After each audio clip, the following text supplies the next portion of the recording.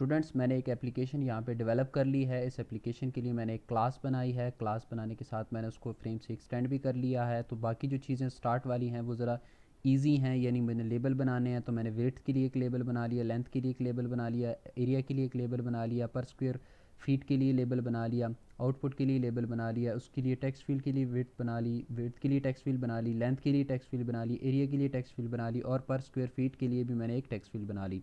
दो बटन्स थे, तो दोनों बटन्स को भी यहाँ पर मैंने डिक्लेयर कर लिया है इसके रेफरेंस वेरिएबल्स को। उसके बाद मेरे पास कंस्ट्रक्टर बनाना है। कंस्ट्रक्टर में सबसे पहले मैंने एल बी एल विड्थ को इनिशलाइज़ किया, फिर उसके बाद मैंने एल बी एल लेंथ को इनिशलाइज़ किया, फिर उसके बाद एल बी एल एरिया को इनिशलाइज़ किया, उसके बाद रेट पर स्क्वायर फीट को मैंने इनिशलाइज़ कर लिया। इस तरीके से मैंने आउटपुट के लेबल को टेक्स्ट फील्ड विड्थ वाली, टेक्स्ट फील्ड लेंथ वाली, टेक्स्ट फील्ड स्क्वायर फीट वाली, टेक्स्ट फील्ड एरिया वाली, और टेक्स्ट फील्ड जो एरिया वाली है उसको मैंने साथ में एडिटेबल फॉल्स भी कर दिया ताकि वो रीड ऑनली नज़र आए। उसके बाद जो दो बटन्स है, दो बटन्स को भी हम लोगों ने यहाँ पर बना लिया है जिस तरीके से आपको नज़र आ रहा है। उसके बाद हम लोगों ने कंटेनर को गेट किया। अब यहाँ पर अगर आप दिस नहीं भी लिखते हो तो भी कोई फ़र्क नहीं है, आपके पास दिस से एक्चुअली यही मेथड ही कॉल होगा। तो अगर आपको दिस यहाँ पे कंफ्यूज कर रहा है तो मैंने यहाँ से ख़त्म कर दिया। उसके बाद मैंने ग्रिड बैग लेआउट बनाया। ग्रिड बैग लेआउट बनाने के बाद ग्रिड बैग लेआउट को हमने सेट भी कर लिया।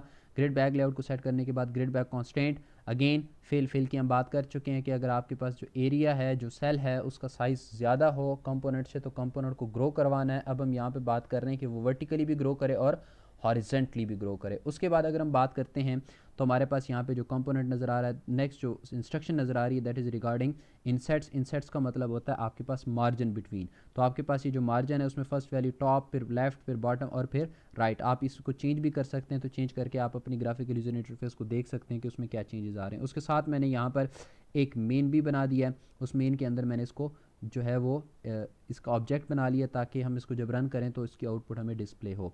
अब जो कंपोनेंट्स ऐड करने हैं, तो कंपोनेंट्स ऐड करने के लिए अब हम वन बाय वन जो है वो मेंशन करते हैं। सबसे पहले हमें बात करनी पड़ेगी G B C dot grid X की। ग्रिड एक्स आपके पास जो है, एक्स आपके पास कॉलम नंबर, तो हम कहते हैं 0 column, G B C dot grid Y. तो ग्रिड वाई की बाय डिफ़ॉल्ट जो वैल्यू है दैट इज़ 0। अब कंटेनर में ऐड करते हैं, तो 0 0 पे किसको ऐड करना है, तो कंटेनर डॉट ऐड। तो अगर आपको याद हो तो that was L B L width वाला लेबल था, और साथ में हम इसके साथ पास करेंगे जी बी सी। तो ये आपके पास कहाँ पर ऐड हो जाएगा, ये 0 0 पर ऐड हो जाएगा। इसकी विड्थ चूँकि 1 है तो हमें विड्थ मेंशन करने की ज़रूरत नहीं है, बाय डिफ़ॉल्ट इसकी विड्थ 1 होगी। अब लेबल के सामने आपको क्या नज़र आना चाहिए, उस विड्थ के सामने आपको क्या नज़र आना चाहिए, टेक्स्ट फील्ड किस चीज़ की, विड्थ की। उसके बाद अगर हम नेक्स्ट इंस्ट्रक्शन की बात करते हैं तो अब आते हैं नेक्स्ट रो के ऊपर। तो y की वैल्यू 1 होगी, 0 हो गया, तो ये 1 0 बन गया। इसका मतलब है वेट के बाद आपके पास क्या आनी चाहिए, लेंथ आनी चाहिए। अब लेंथ के बाद आपके पास 1 1, इसका मतलब है row number 1 and column number 1। तो इसके ऊपर आपके पास क्या आना चाहिए, that is T X T length. उसके बाद हमारे पास क्या आना चाहिए, उसके बाद अगर हम बात करते हैं तो अब हम 0 के ऊपर आएंगे दोबारा, बट अब रो नंबर हमारा क्या हो जाएगा 2, क्योंकि 1 तक हम फिल करके आ चुके हैं। उसके बाद यहाँ पे क्या आना चाहिए, that is T X T, that is L B L पर स्क्वेयर फीट का जो रेट है। उसके बाद अगर हम बात करते हैं तो नेक्स्ट जो है वो आपके पास आना चाहिए 1, और यहाँ पर आना चाहिए 2, और इसके सामने ये जो इसकी टेक्स्ट फील्ड है वो डिस्प्ले होनी चाहिए। अब यहाँ पे मैं क्या करने जा रहा हूँ, थर्ड वाले को स्किप करने जा रहा हूँ। जहाँ पे बटन था उसको ज़रा मैं स्किप कर रहा हूँ, क्यों, क्योंकि उसकी वेट 2 है तो उसको मैं बाद में ऐड कर देता हूँ। और मैंने आप लोगों को एक बात बताई थी कि लाजमी नहीं है कि आप कंपोनेंट्स को सीक्वेंस में ऐड करें, आप अपनी मर्ज़ी के मुताबिक भी ऐड कर सकते हैं। उसके बाद हम बात करते हैं तो आपके पास ये हो जाएगा 0 और ये हो जाएगी 4, क्योंकि 3 को मैं मिस कर रहा हूँ। तो 4 के ऊपर अगर आप देखें तो आपको क्या नज़र आएगा, that is L B L area. तो कैलकुलेट के बटन के नीचे आपके पास क्या था, एरिया था। उसके बाद अगर हम बात करते हैं तो आपके पास यहाँ पे क्या चीज़ नज़र आनी चाहिए, टी एक्स टी एरिया। तो टी एक्स टी एरिया के बाद अगर मैं बात करता हूँ तो बाकी जो नीचे लेबल था, लेबल के लिए जो विड्थ थी वो क्या थी, 2 थी। तो यहाँ पर अब मैं क्या करता हूँ, ये T X T area actually 1 पर आएगा, तो इसकी एक्स की वैल्यू जो है वो 1 होगी। तो यहाँ पर अब हम करते हैं कि यहाँ पर हो गया 0 और ये हो गया 5। अब मैं करता हूँ G B C dot grid width, width क्या होनी चाहिए 2। अब जो आउटपुट वाला लेबल था, आउटपुट वाले लेबल के लिए हमारे पास क्या होना चाहिए, दैट इज़ 2। उसके बाद मैं इसको कॉपी कर लेता हूँ। तो अब आपके पास 6 6 के ऊपर आपको क्या नज़र आएगा, दैट इज़ btn क्लियर, और थर्ड रो को हम खाली छोड़कर आए थे, तो यहाँ पर हम लिखेंगे 3 में हम लिखेंगे btn कैलकुलेट। तो हम ज़रा इसको व्यू कर लेते हैं। ये एक दफ़ा आपने लिख लिया तो बार बार लिखने की ज़रूरत ही नहीं है, क्योंकि इसकी वैल्यू जो है वो चेंज नहीं हो रही। तो हम इसको करते हैं पैक। पैक करने के बाद हम कहते हैं दिस सेट विजिबल और ट्रू, तो इधर हम लिखेंगे ट्रू। उसके बाद ज़रा हम इसको एग्जीक्यूट करते हैं, राइट क्लिक करके रन एज जावा एप्लीकेशन। तो जावा एप्लीकेशन अब आपको ये उस तरीके से जो है वो आउटपुट नज़र आ रही है। तो कैलकुलेट के बटन के ऊपर क्लिक करेंगे कुछ नहीं होगा, क्लियर के बटन के ऊपर क्लिक करेंगे तब भी कोई टास्क परफॉर्म नहीं होगा। अब हम आते हैं इवेंट हैंडलिंग के लिए। प्रीवियसली जब हम इवेंट हैंडलिंग की टेक्निक यूज़ कर रहे थे तो उसमें हम क्या करते थे, इस क्लास के साथ यहाँ पे जो है वो इम्प्लीमेंट्स का वर्ड यूज़ करते थे। क्यों? क्योंकि इम्प्लीमेंटेशन के लिए हमारे पास क्लास का होना लाजमी है। अब यहाँ पर हमने जो कॉन्सेप्ट पढ़ा है that is regarding inner classes, तो मैं यहाँ पर थोड़ा सा स्पेस दे दूँ ताकि हम एक इनर क्लास बना लें। तो हम कहते हैं जी पब्लिक क्लास, इस क्लास का नाम कुछ भी रख सकते हैं आप अपनी मर्ज़ी के मुताबिक, पब्लिक रखना चाहें ना रखें उससे भी कोई फ़र्क नहीं पड़ता, आप इसको प्राइवेट भी रख सकते हैं। मैं इसका जो क्लास का नेम रखने लगा हूँ that is calculate button code. अब इम्प्लीमेंट्स एक्शन लिसनर, अब ये क्लास बन गई, क्लास के ऊपर एरर आएगा। एरर आने की रीज़न ये है कि आपने इसमें मेथड नहीं इंप्लीमेंट किए। लिसनर की स्पेलिंग भी ठीक नहीं, LISTENER लिसनर।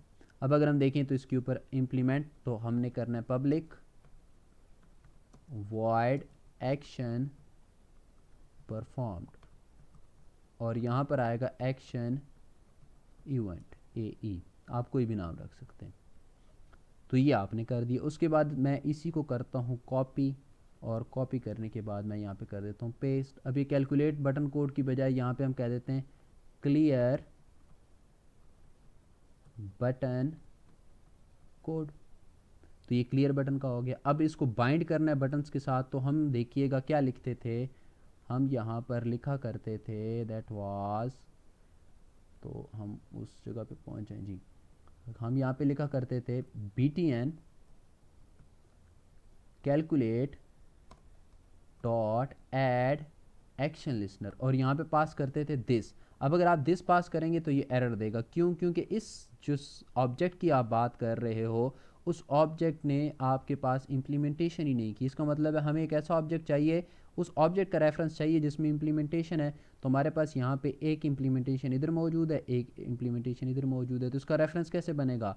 इसका रेफरेंस बनेगा जब हम लिखेंगे कैलकुलेट बटन कोड। तो हम कहते हैं OBJ कैल, बट मैं अगर सेमी कॉलन पुट करता हूँ तो सेमी कॉलन पुट करने से इसके पास कोई वैल्यू नहीं होगी। तो इसका मतलब है हमें ऑब्जेक्ट का रेफरेंस चाहिए। तो ऑब्जेक्ट बनाने के लिए हम लिखेंगे न्यू कैलकुलेट बटन कोड। अब यहाँ पे दिस पास करने की बजाय हम लिखेंगे OBJ कैल। इस तरीके से फॉर द क्लियर तो हम कहेंगे clear button code OBJ clear equal to new clear button code, और यहाँ पे हम लिखेंगे btn clear dot add action listener, और यहाँ पे पास करेंगे OBJ क्लियर।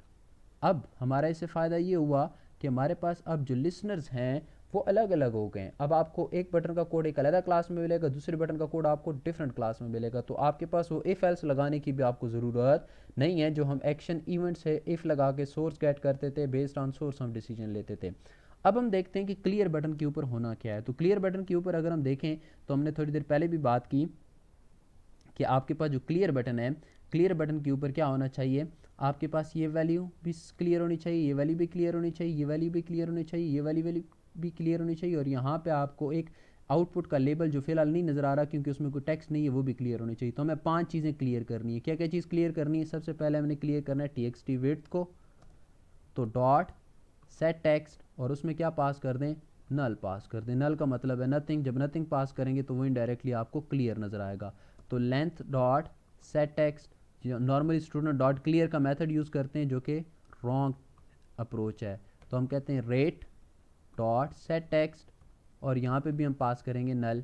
तीन चीज़ें होगी, उसके बाद T X T area dot set text और यहाँ पे भी हम क्या पास करेंगे नल। और लास्ट पे हमारे पास क्या बन गया L B L output dot set text और यहाँ पे हम पास करेंगे नल। तो अब हमारे पास ये जो क्लियर बटन का कोड है वो कंप्लीट हो गया। अब हम बात करते हैं ज़रा कैलकुलेट बटन की। तो कैलकुलेट बटन को ज़रा हम किस तरीके से करेंगे। कैलकुलेट बटन में हमें क्या चाहिए, हमें यहाँ पर जो है वो विड्थ भी गेट करनी है, हमें यहाँ पर लेंथ भी गेट करनी है और हमें यहाँ पर इसकी जो रेट पर स्क्वायर फीट है वो भी गेट करना है। तो सबसे पहले हमें क्या करना पड़ेगा, हमें string width equal to T X T width dot get text, इस तरीके से string length T X T length dot get text, इस तरीके से string rate equal to T X T rate dot get text. अब हमने क्या करना है, इनके ऊपर तो मल्टीप्लिकेशन इस तरह का कोई टास्क हो नहीं सकता, तो इसके लिए हमें क्या करना चाहिए, इनको चेंज करना चाहिए इंटीजर में। तो मैं यहाँ पे अब फ्लोट में चेंज कर रहा हूँ, तो मैं कहता हूँ float width equal to float dot parse float और उसमें w आ जाएगा।